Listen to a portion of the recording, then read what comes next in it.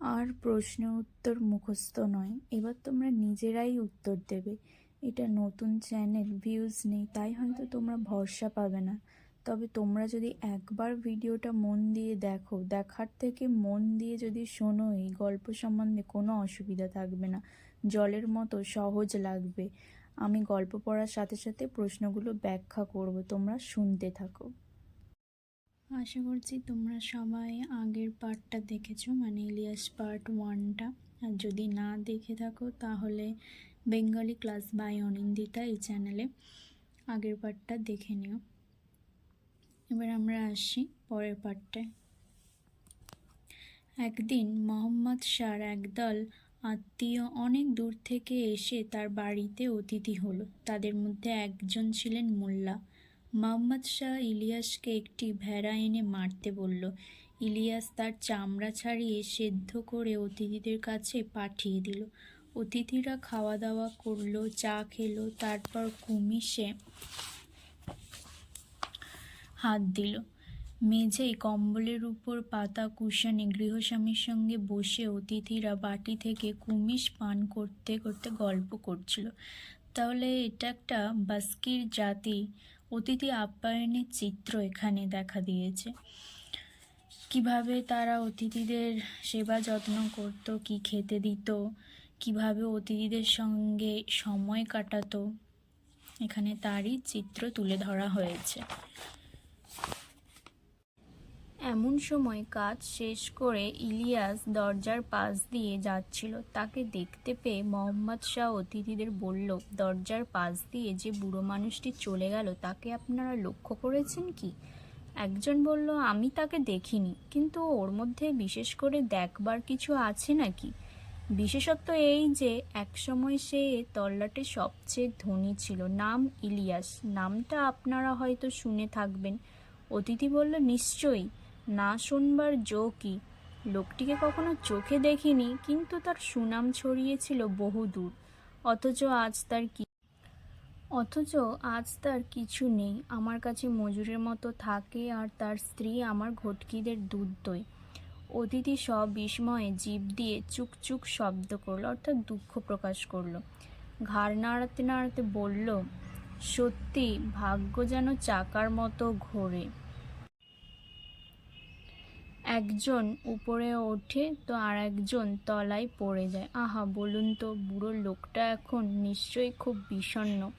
এখানে যে কথাটা বলা হয়েছে, সত্যি ভাগ্য যেন চাকার মতো ঘোরে, এই কথাটা বলা হয়েছে তার কিছু তো কারণ আছে। একজন ওপরে ওঠে তো একজন তলায় পড়ে। ইলিয়াস সম্বন্ধে এই কথাটা মোহাম্মদ শাহর অতিথি বলল, কিন্তু কেন বলল সেটা একটু আমরা জেনে নিই। ইলিয়াস আগে ছিল প্রভূত সম্পত্তির মালিক। তার 200 ঘোড়া, 150 গরু মোষ আর 1200 ভেড়া ছিল। ভাড়াটে মজুরানীরা তার গরু ঘোড়ার দেখাশোনা করত, দুধ দুইত, কুমিশ, মাখন আর পনির তৈরি করত। কিন্তু তার এই দুরবস্থার কারণে যখন সে সর্বহারা হলো, তখন সে মোহাম্মদ শাহর বাড়িতে ভাড়াটে মজুরের মতো খেটে জীবন ধারণ করতে লাগলো।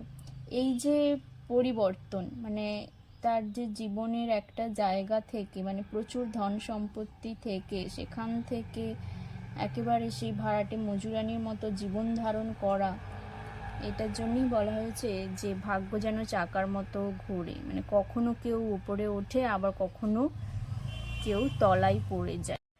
কি জানি, খুব চুপচাপ আর শান্ত হয়ে থাকে, কাজও করে ভালো। অতিথি বলল, লোকটির সঙ্গে একটু কথা বলতে পারি কি?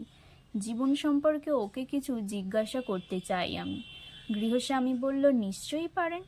তারপর তাঁবুর বাইরে গিয়ে ডাকলো, বাবাই, একবার এদিকে এসো তো, তোমার বুড়িকেও সঙ্গে নিয়ে এসো, আমাদের সঙ্গে একটু কুমিশ পান করবে। ইলিয়াস আর তার স্ত্রী এলো। ইলিয়াস অতিথি ও গৃহস্বামীকে নমস্কার করলো, প্রার্থনা করলো, তারপর দরজার পাশে এক কোণে বসলো। এখানে মোহাম্মদ শাহর চরিত্রের একটি দিক দেখা গেল, সেটা কি সংকীর্ণতাহীনতা। সেটা কেন? যে তার কারণ হচ্ছে ইলিয়াস আগে যাই ছিল, কিন্তু এখন তো সে তার বাড়ির ভাড়াটে মজুর, কিন্তু তাও তাকে বাবাই বলে সম্বোধন করছে। বাবাই অর্থাৎ দাদু বলা হয়। তো বাবাই বলে তাকে সম্বোধন করছে এবং তার সাথে বসে কুমিজ পান করতেও দ্বিধাবোধ করছেন না। তার স্ত্রী পর্দার আড়ালে গিয়ে কর্তির পাশে বসল। ইলিয়াসকে এক বাটি কুমিজ দেওয়া হলো। সে আবার অতিথি ও গৃহস্বামীকে মাথা নিচু করে নমস্কার করলো এবং একটু খেয়ে বাকিটা নামিয়ে রাখলো। অতিথি তাকে জিজ্ঞাসা করল, আচ্ছা বাবাই, আমাদের দেখে তোমার অতীত জীবনের সুখ সমৃদ্ধির কথা স্মরণ করে এবং এখনকার দুরবস্থার কথা ভেবে কি খুব কষ্ট হচ্ছে? অতিথিরা স্বভাবতই এটা জিজ্ঞাসা করছে, কারণ অতিথিরা যখন শুনেছে যে মোহাম্মদ শাহ এককালে খুব ধনী ছিল, সেখান থেকে এখন সে ভাড়াটে মজুরের মতো জীবন ধারণ করছে, সেই জন্য বলছে যে অতীত জীবনের সুখ সমৃদ্ধির কথা। অর্থাৎ আমরা জানি যে টাকা পয়সা ধন সম্পত্তি থাকলেই সুখে থাকা যায়, সেই জন্যই বলছে অতীত জীবনের সুখ সমৃদ্ধির কথা স্মরণ করে এখনকার দুরবস্থা, এখন তারা যেহেতু ভাড়াটে মজুরের মতো থাকে, তাহলে এখন অতিথিরা মনে করছে নিশ্চয়ই এখন তার খুবই দুঃখ, খুবই কষ্ট। ইলিয়াস হেসে বলল, সুখ দুঃখের কথা যদি বলি আপনারা হয়তো আমার কথা বিশ্বাস করবেন না, বরং আমার স্ত্রীকে জিজ্ঞাসা করুন। তিনি মেয়ে মানুষ, তার মনেও যা মুখেও তাই, এ বিষয়ে তিনিই পুরো সত্য বলতে পারবেন। ইলিয়াস সেখানে হাসার একটা কারণ আছে। সবাই যখন মনে করছে যে ইলিয়াস খুব হয়তো কষ্ট পাচ্ছে, কিন্তু ইলিয়াস তো তখন সুখের ঠিকানা পেয়ে গেছে, তাই জন্যই সে হেসেছিল। এবং সে তার স্ত্রীকে জিজ্ঞাসা করার কথা বলল, কারণ বলছে মেয়ে মানুষ, তার তার মনে হয়েছে যে মেয়ে মানুষ, তো তার মনেও যা মুখেও তাই, অর্থাৎ তার স্ত্রী খুবই সরল প্রকৃতি, তাই জন্য বলছে তার স্ত্রীকেই জিজ্ঞাসা করুন, এ বিষয়ে তিনি পুরো সত্য বলতে পারবেন। অতিথি তখন পর্দার দিকে তাকিয়ে বলল, আচ্ছা ঠাকমা, আগেকার সুখ আর এখনকার দুঃখ সম্পর্কে তোমার মনের কথাটা বলো তো। তাহলে সবাই কি মনে করছে আগে তারা খুব সুখে ছিল, আগে তাদের ধন সম্পত্তি ছিল, তাদের অনেক ভাড়াটে মজুরানি ছিল, খুব নাম ডাক ছিল, সেই জন্য মনে করছে আগেই তারা সুখে ছিল।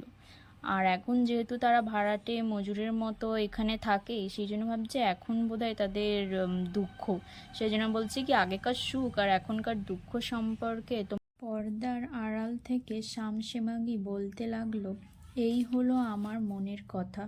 50 বছর এই বুড়ো আর আমি একত্রে বাস করেছি, সুখ খুঁজেছি কিন্তু কখনো পাইনি।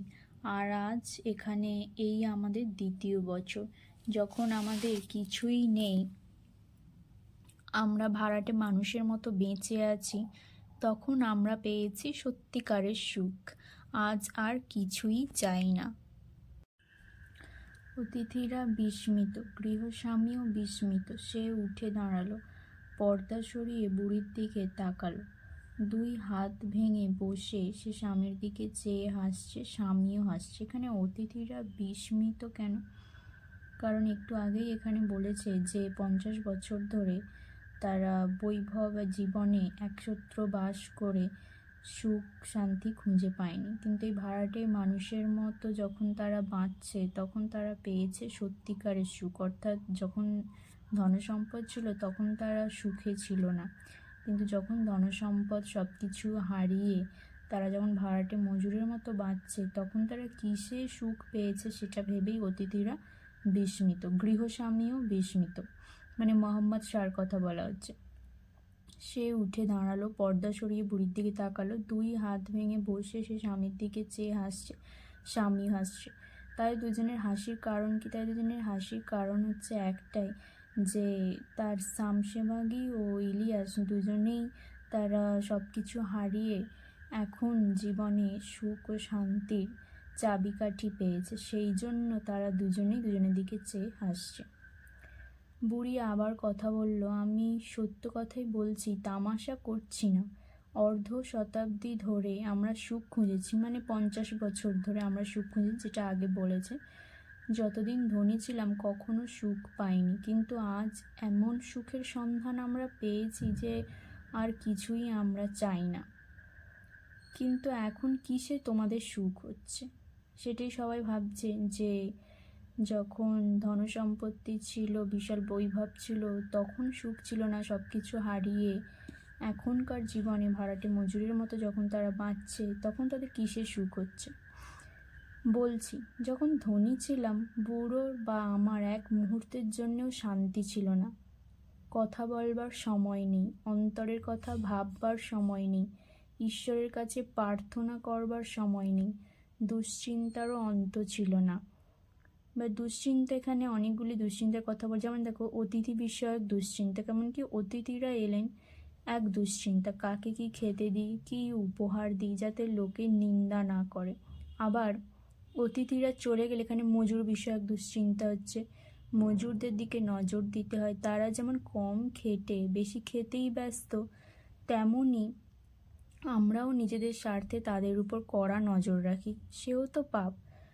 অন্যদিকে দুশ্চিন্তা কি, অন্যান্য যে দুশ্চিন্তা আছে তার মধ্যে হচ্ছে তোমার জন্তু জানোয়ার বিষয়ক দুশ্চিন্তা, এই বুঝি নেগড়েতে ঘোড়ার বাচ্চা বা গরুর বাছুরটা নিয়ে গেল, কিংবা চোর এসে ঘোড়াগুলোই নিয়ে সরে পড়লো।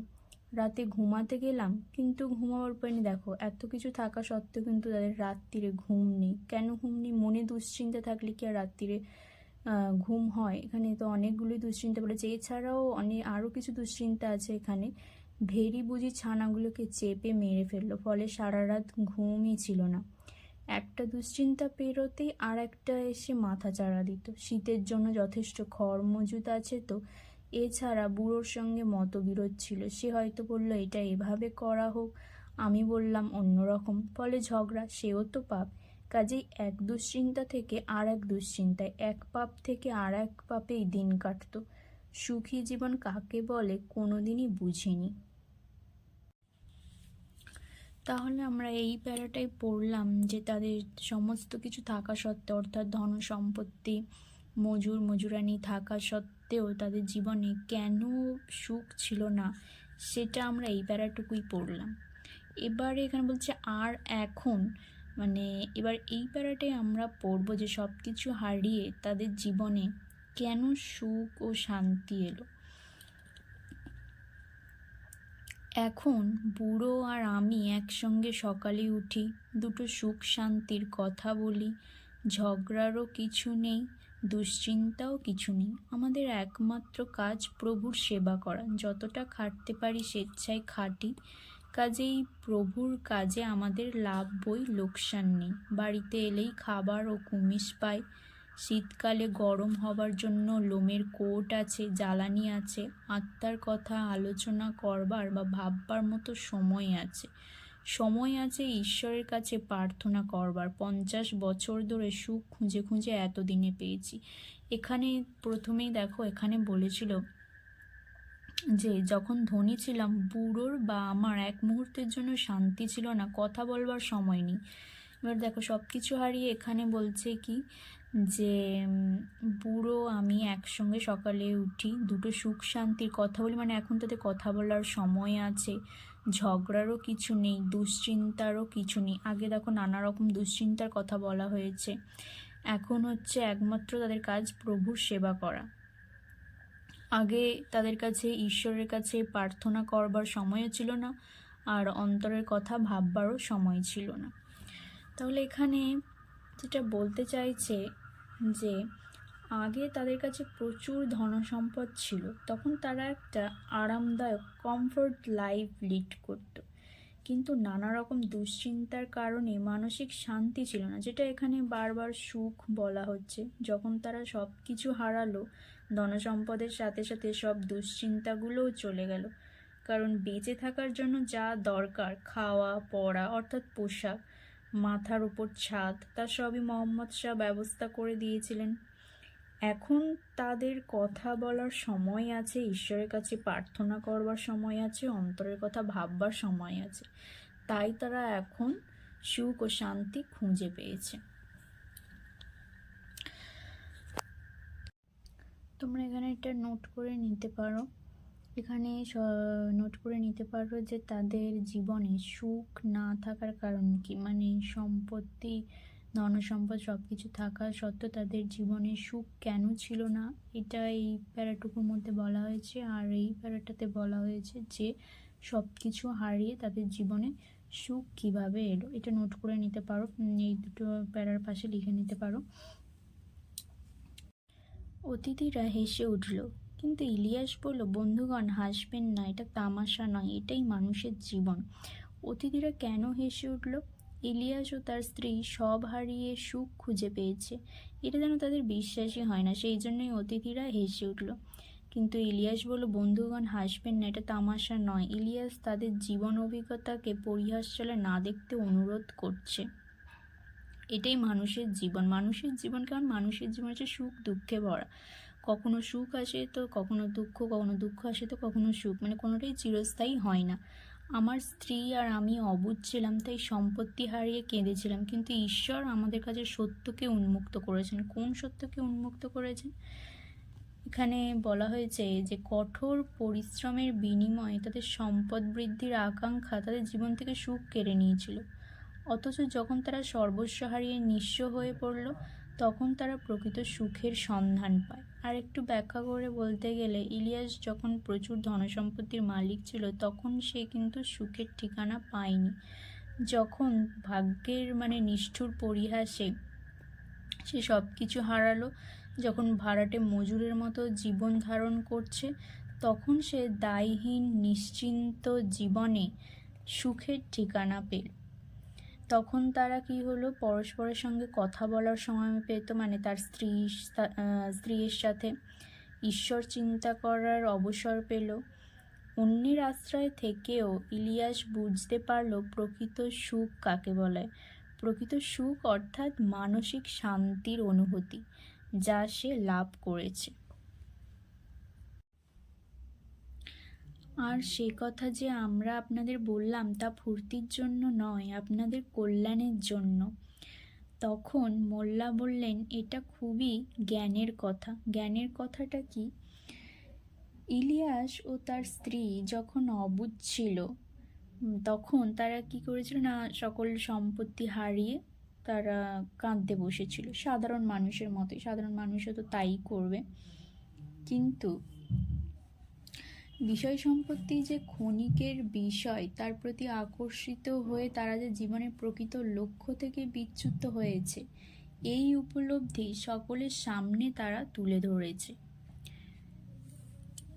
সেটাই বলছে যে এটা খুবই জ্ঞানের কথা। ইলিয়াস যা বলল সবই সত্য এবং পবিত্র গ্রন্থে লেখা আছে। ইলিয়াস যা বলল এক্স্যাক্টলি তাই তো পবিত্র গ্রন্থে লেখা নেই, কিন্তু যে কোনো ধর্মগ্রন্থের মূল কথা কি? মূল কথা হলো আত্মসংযম, নিজেকে সংযম করা, অতিরিক্ত চাহিদা সম্পন্ন না হওয়া, অহংকার না করা, সমাজ কল্যাণে নিজেকে নিয়োজিত করা, নিজেকে জানা, ঈশ্বর সাধনা করা, এগুলো।